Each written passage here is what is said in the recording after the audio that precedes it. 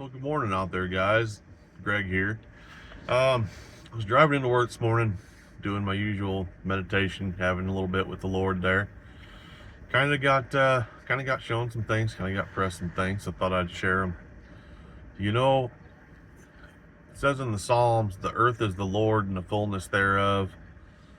Um, I mean, everything belongs to the Lord, whether you acknowledge Him as Creator or not. That's your deal. That's your decision. It's a personal decision. I'm not gonna make that for you. I can't.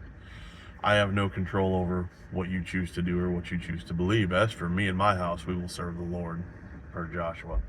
But anyway, what I want to get to here is, you know, I was meditating on some things. I was thinking about some things, looking back over my life, and gaining in knowledge and wisdom of things and life skills and skills at my job and stuff like that. And I felt like God kind of gave me a brief overview of some verses of that. You go back into the Old Testament when they're building the tabernacle, and it says God poured out His Spirit upon certain people to give them the abilities and the skills and the knowledge that they needed to be able to become these craftsmen, these um, art artificers, I guess is the right word, or artisans, or whatever, craftsmen basically. Um, so God filled them with His Spirit according to His purpose and gave them the skills that He needed them to have to be able to accomplish His will here on earth.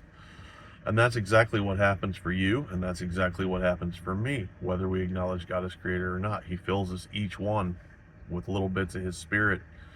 God created man in His image. He gives us skills. Because let's see here, what was the other one? Oh, in the book of Genesis, when Joseph's brothers sell him down to slavery, there at the end, he tells them, he says, "You meant it for evil, but God meant it for good." God uses all things according to His purpose for those who are, well, God can use all things for good for those called according to His purpose, I believe is how that goes. And I'm sure I'm just butchering that verse. But anyways, the main point I want to get to today is, if you're out here in the world and you're struggling and you're just having a rough time, just kind of meditate and think on these things, because just like in the book of Esther, you were called for a time such as this, time such as today.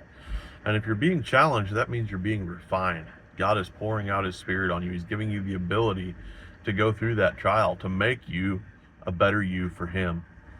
So just maybe meditate and think about that and focus on that today, because He goes before you. He's for you. He's not against you. And His will is going to be done, whether we want to fight against Him or whether we want to flow with that will. Personally, I like to try to flow with the will because things go a little easier. If you want to get angry and throw things and fight and argue all the time, well, you're going to be fighting against God's will and things aren't going to go so well for you. But anyway, just some quick observations this morning, and I just hope you have a great day. God bless you.